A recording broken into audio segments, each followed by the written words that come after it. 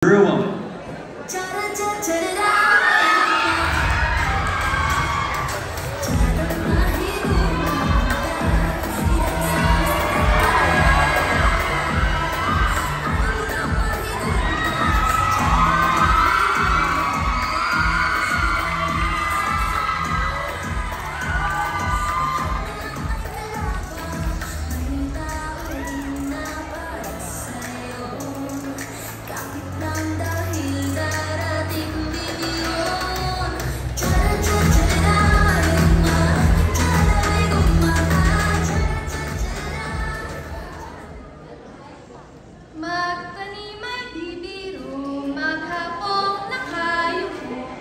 Maghapong nakayuko, kawawang magsasakang Pilipino. Laging hapong-hapo sa kanyang trabaho, ngunit sakat lamang ang kanyang sweldo.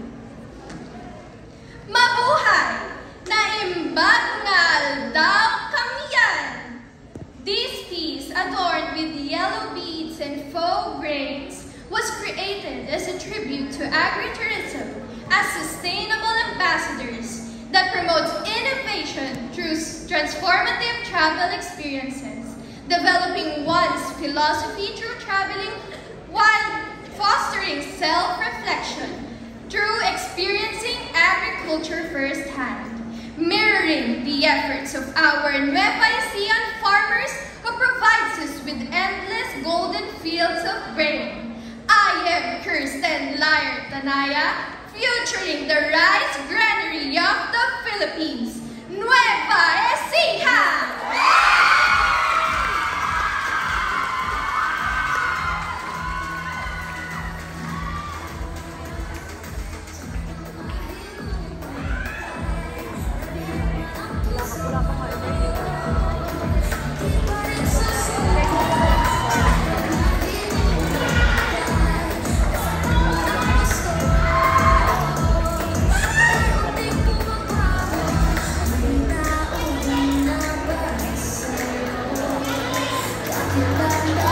Let us move on to candidate number 2.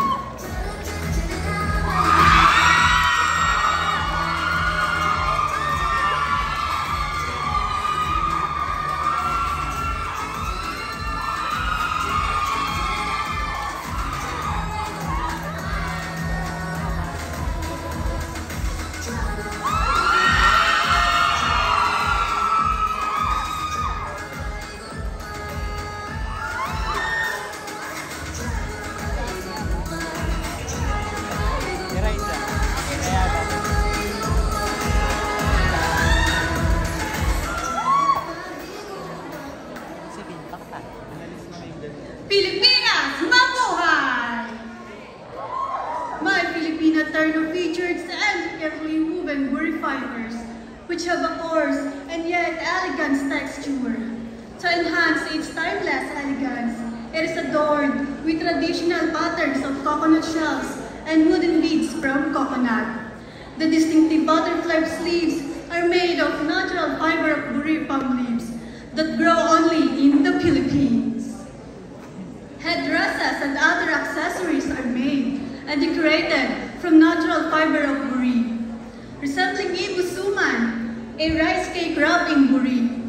This kasuotang Pinoy symbolizes the abundance of food tourism and culture in the Philippines and innovations. Thank you.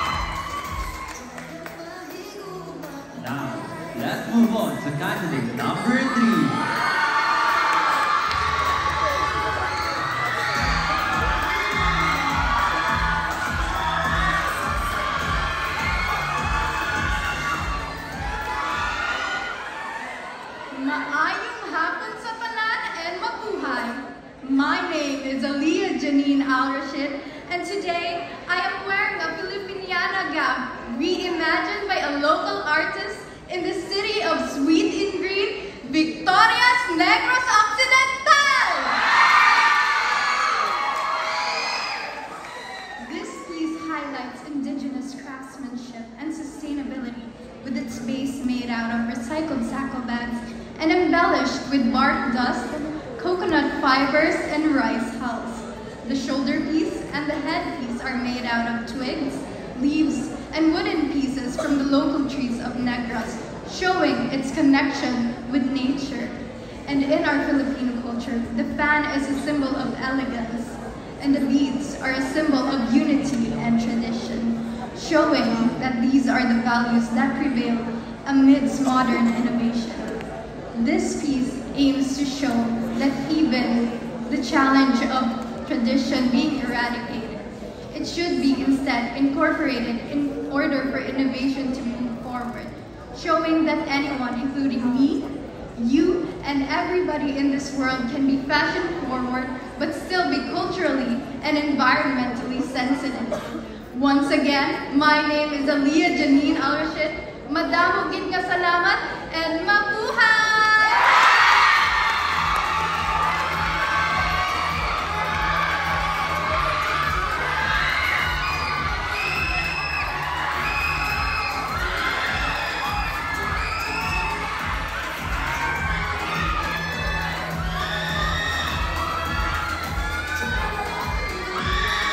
Next up is candidate number 4.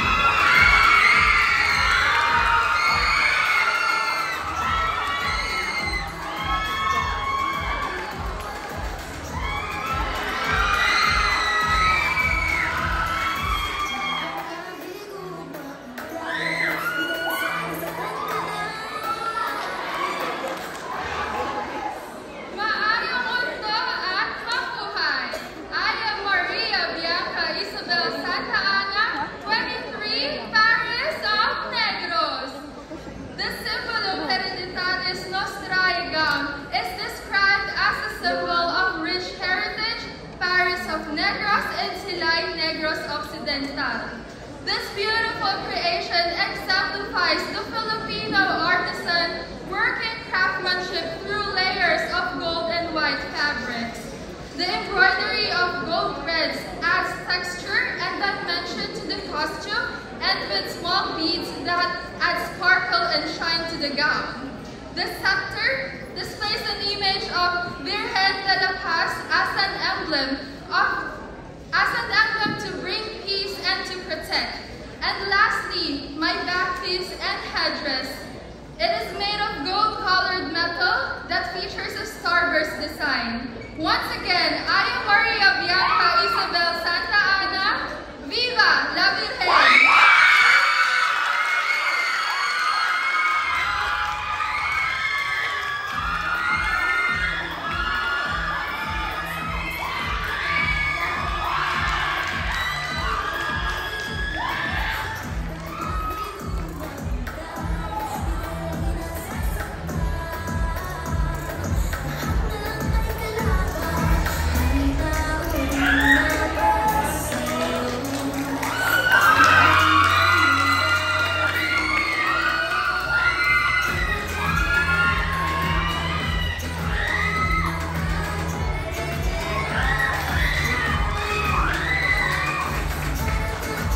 Let us move on to candidate number 5.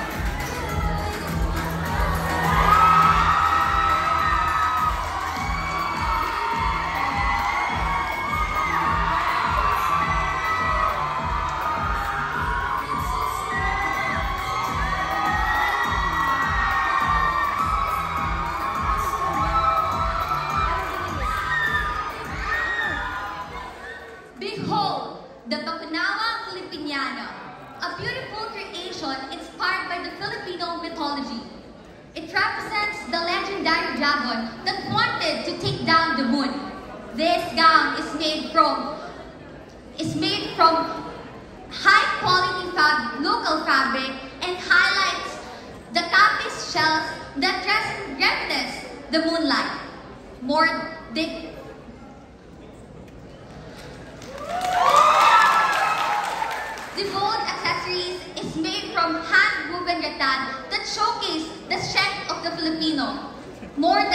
gown, it showcased the strength of the Filipino craftsmanship. More than this gown, it tells a story, it celebrates culture, and it honors the spirit of the Philippines. I am Alexandra Janelle Castro Cabiag, showcasing this beautiful Filipiniana. Mabuhay!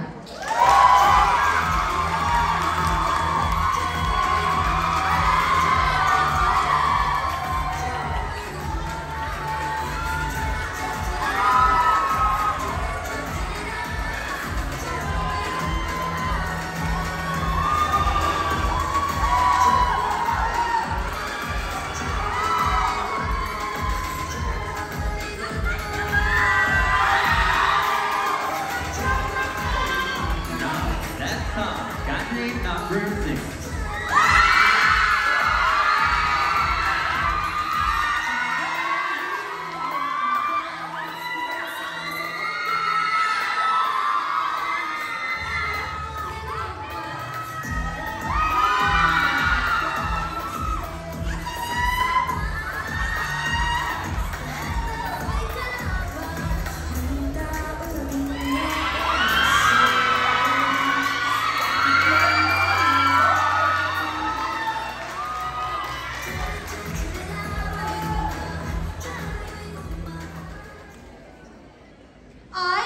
Take great pride in wearing this traditional kasuotang Pinoy today. And here are the 3 reasons why.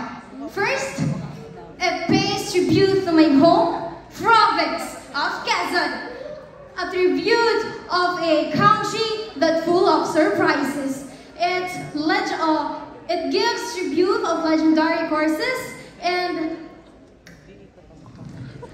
second and first, it highlights the hard work of Quezon farmers and the craftsmanship of every Quezonians. And the showcase through this attire is tinistis na niyog,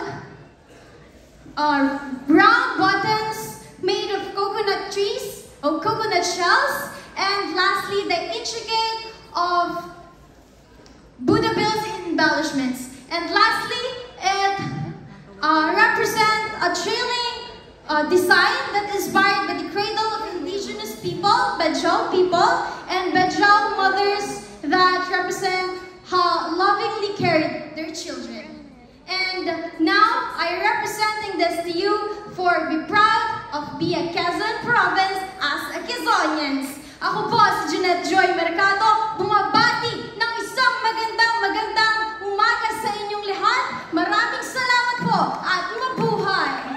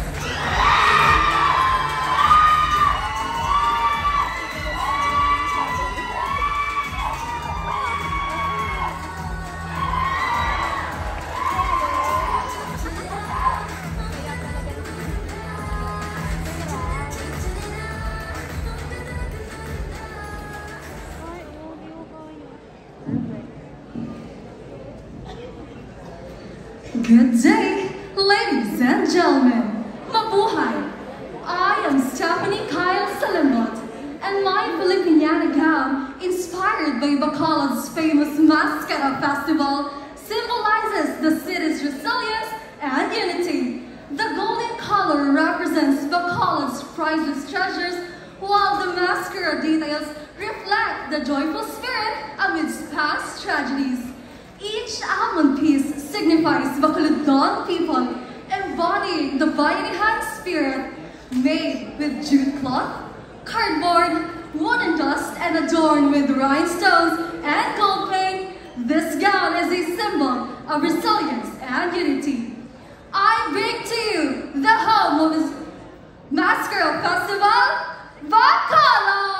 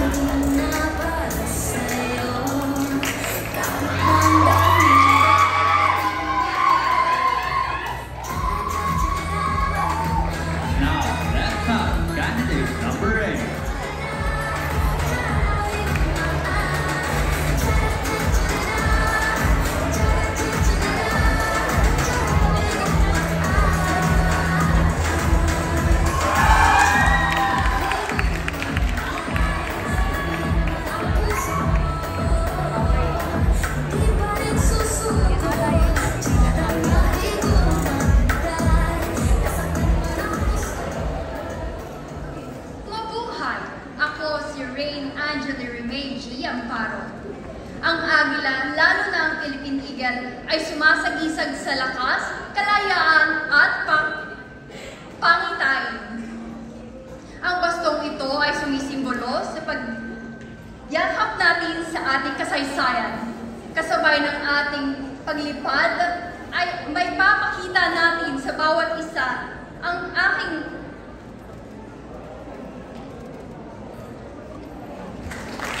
pagmamahal sa ating bayan. Ang kasuotang ito ay nagmula sa malikhaing imahinasyon ng aking mga kamag-aaral. Ang mga material na gaya ng abaha, baon ng niyog, iba't ibang klase ng bunot ng niyog, at mga balahibo ng tanda.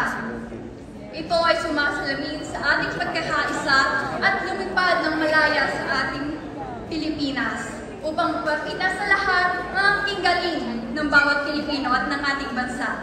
Yun lamang po, maraming salamat.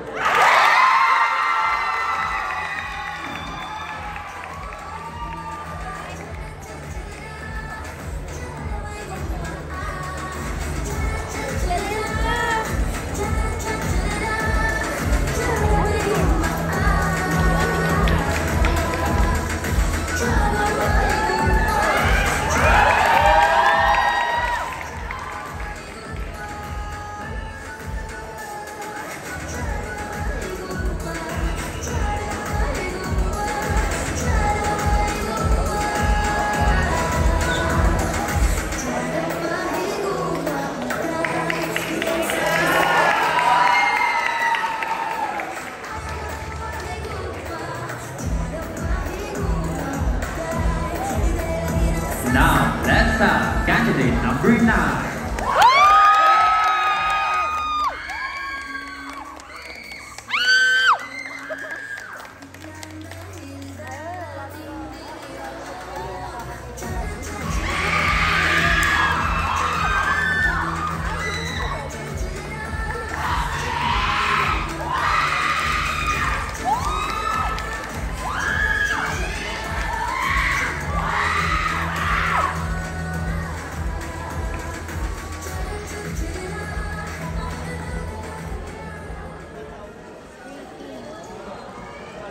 Mabuhay! I am Khalil Maxine Zorsadias, presenting the spirit of the Yugan Festival with its enchanting Kasuotang Pinoy, a vibrant homage to the coconut known as our golden tree of life. Each element of this Kasuotan is a celebration of Quezon Province's rich heritage, showcasing the beauty and diversity of our nature's bounty. Crafted from repurposed corpus sacks, this gown is elegantly adorned with intricately woven whirlies, cascading wooden beads, and polished rubber shells. This piece is an imagination of a living tribute to the lush landscape of our homeland, embodying the transformative harmony between our culture and the environment.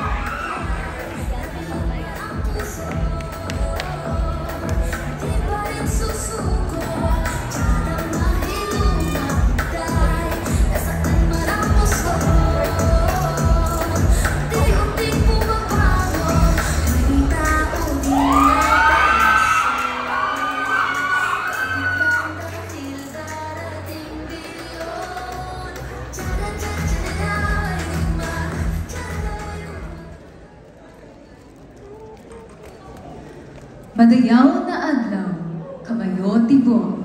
I am Maria Kafinan Sualto. This innovative long dress draws inspiration from the vibrant culture of the Mandaya tribe, transforming the traditional Dagmay wrap skirt into a modern piece that honors timeless heritage, adorned with contemporary interpretations of the tribe's jewelry. The fusion of heritage and modernity creates a powerful statement about the resilience of the Mandaya culture, accompanied by the rhythmic pulse of the kadlong, a traditional Mandaya string instrument. The outfit embodies a deep connection to cultural roots. Wearing this dress instills pride in one's heritage and celebrates the beauty that emerges when tradition meets innovation. Daghang salamat!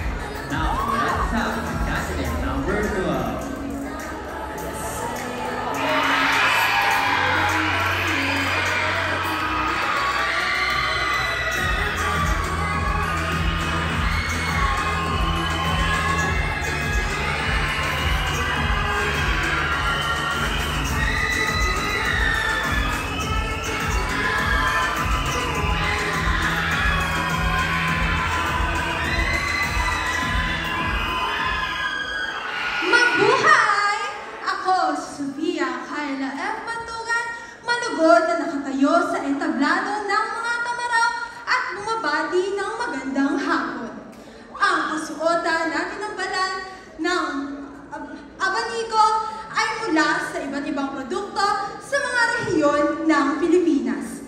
Ang disenyo ay binubuo ng mga detalyadong abaka, kalabanga, ratan, at kapis na nagbigay buhay sa aking Pilipinyanang kasuotan. Ang nasisilayan niyong bangka sa aking ulunan ay sumisimbolo na ang Pilipinas ay mayaman sa karagatan at nag-iintay na lang ng inyong pagpasyal. Dahil ang yaman ng Pilipinas ay kasiyahan, patuloy itong binabalik-balikan. Mabuhay ang mga tanawin, mabuhay ang sariling atin.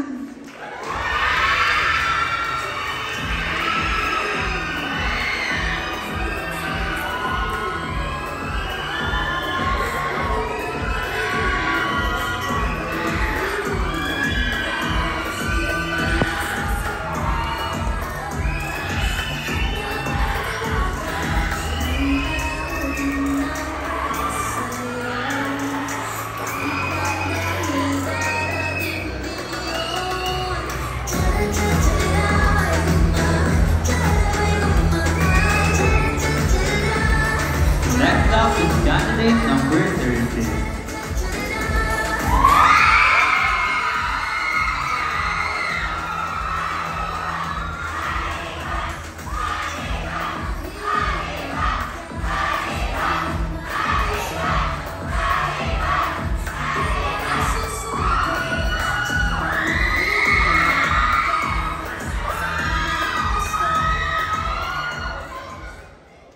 Proudly presenting the collaborative and transformative Filipiniana attire based from the provinces of the Cordillera Administrative Region. This inspires the native clothing of the Ifugao, adorned beadings from the province of Kalinga, showcasing the flowers and strawberry farms from the province of Benguet, all arranged in this woven basket from the province of Apayao. Beauty and Bounty, my name is Rodamy Arribas. Find yourself in the Cordillera.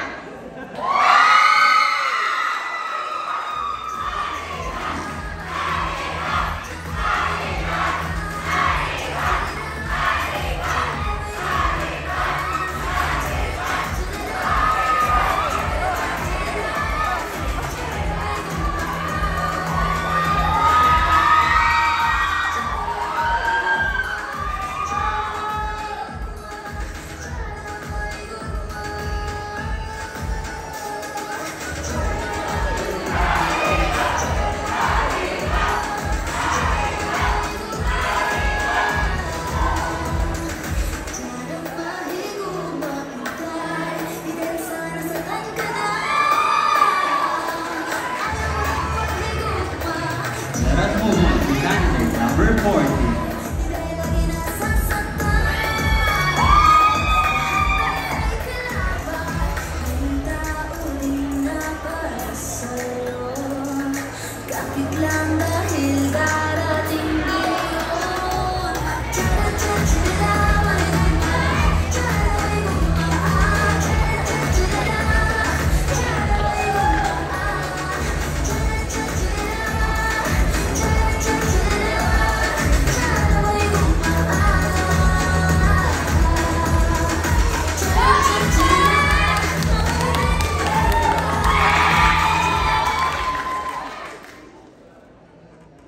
Maayong udto kaninyong tanan. Mabuhay og madayaw!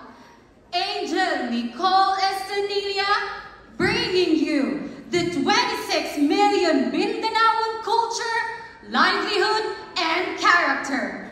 The gongs or kulintang at my back and arms represents the importance of musical culture that ensembles indigenous to the Sulu and Mindanao Islands, while these durian sleeves represents the livelihood of the local fruit vendors of Mindanao. This headdress symbolizes the festivals of the Philippines that bring people together, and these patterns are the home of the 11 recognized ethno-linguistic groups: Lastly are the flower petals in my dress, the queen of Philippine flowers. The Waling-Waling orchid is renowned for its exceptional beauty and unique characteristics, which symbolizes every Filipino's persistence to achieve their high aspiration without neglecting others along the way. I come here not just to champion innovation through a transformative travel experience, but also to champion innovation by bringing stories full of inspiration. Love the Philippines.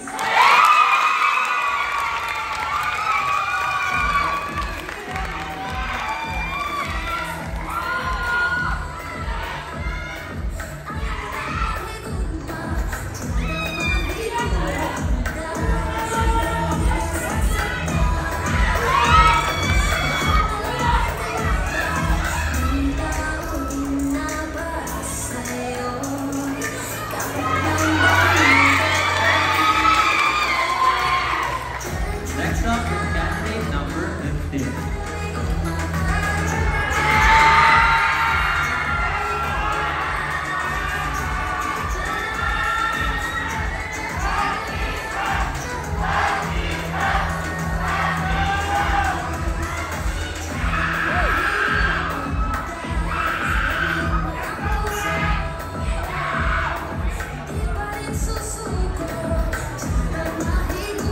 Mabuhay! Nais niyo bang pumunta sa aking puno? O kaya naman ay nais niyo humingi ng aking gulay? Mula sa mayamang lupain ng Catanduanes, magsisilayan niyo sa aking kasuotan ang gawa ng mga lokal na artisano na kung saan na sa bawat himla ng abaka, sa bawat sanga ng bunga, ay masisilayan ninyo ang ibinigay sa atin na biyaya ng kalikasan. Kung paano ang mga yaman na ito ang nagsilbi natin at nagtaguyod sa atin sa paglipas ng panahon, ay natural at tiyak na pati sa inobasyon. Ang makabagong pamamaraan at paglalakbay para sa kinabukasan ng walang hanggang pag-unlad at pagtuklas.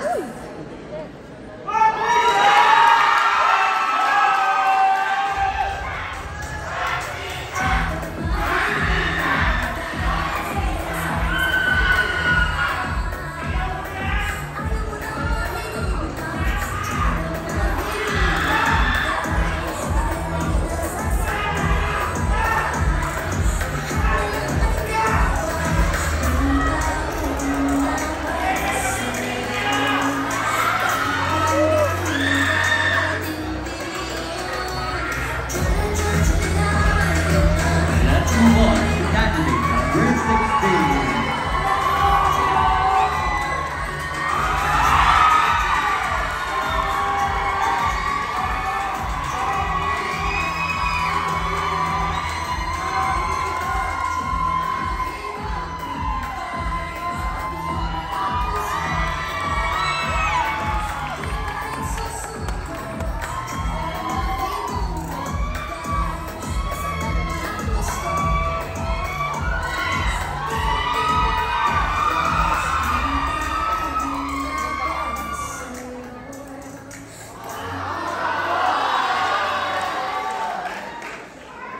In an era dominated by technology and innovation, the resilience and dedication of our farmers stand as a testament to their role as a true modern-day heroes, nurturing both our lands and our brighter tomorrow. This Filipiniana honors our traditional Filipino farmers, the food that we eat today, and the promise of a healthier tomorrow lie within their hands. Sila ang ugat ng ating kultura, ang tagapangalaga ng lupa at likas na yaman ng ating bansa. Ang kanilang mga palad ay nagtataglay ng dumi at pawis, ngunit ito'y tanda ng buhay at pag-asa ng bawat pamilyang Pilipino Pilipinong nangangarap para sa isang masaganang bukas. This is Kadiha Rim Manaog Sangkap, and I will forever honor our beloved Filipino farmers and the community. Thank you very much.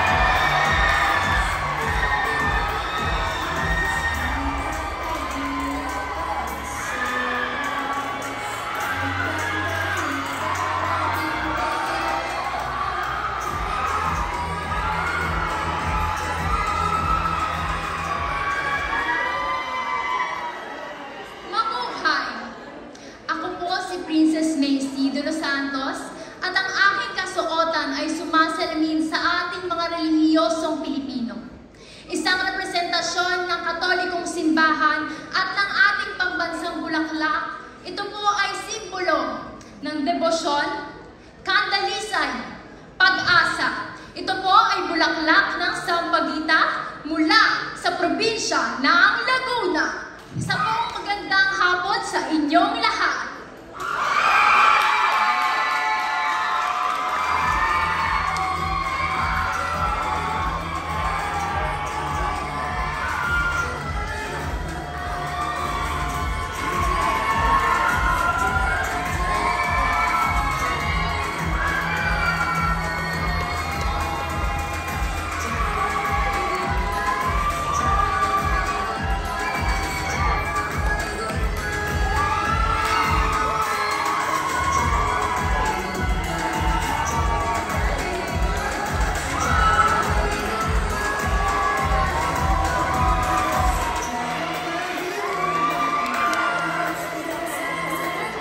Next up is candidate number 18.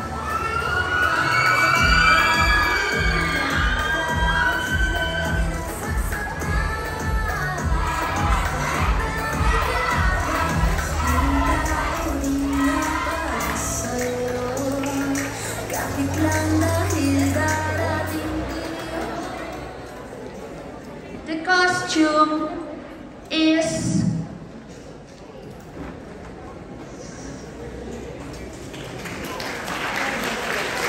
represent Filipiniana design. Futures such as cappies and seashells. Ang kasuotang ito ay nagre-representative upang mapakita sa lahat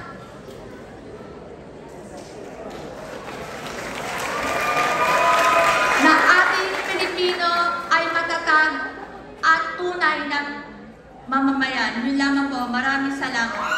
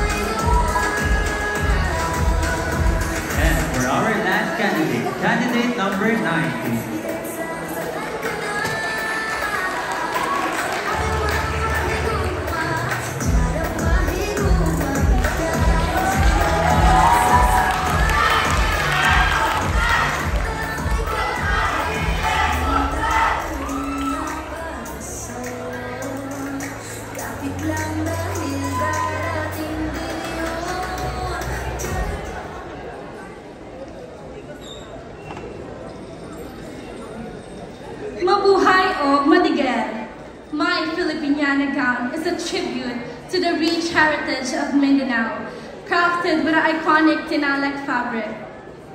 Intricately woven by the Tibuli women of South Cotabato, the black gown represents strength and elegance, while the different patterns of Tinalak weave a story of tradition, unity, and resilience. Each thread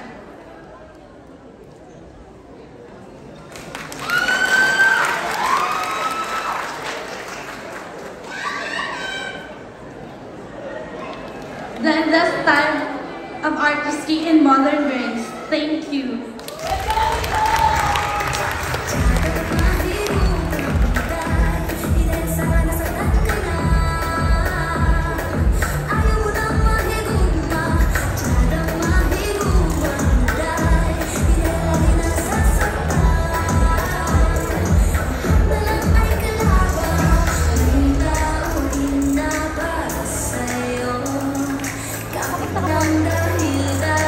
Finally, let us have one last look at our Katootang Pinoy female category candidate.